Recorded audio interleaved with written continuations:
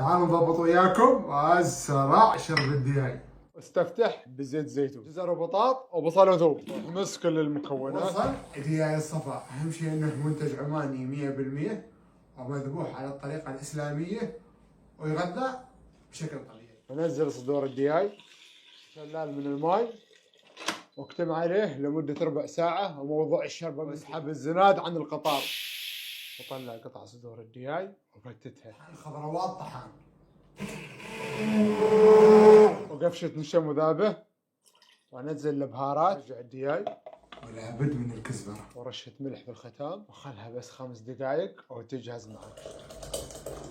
تشم الروائح الطيبه وهذا الشكل النهائي. الحين نقول بسم الله. قولي انصهار، هاي اللي نقال عنها نار. بالاخير ولا غلطه، جربوها وادعوا لي.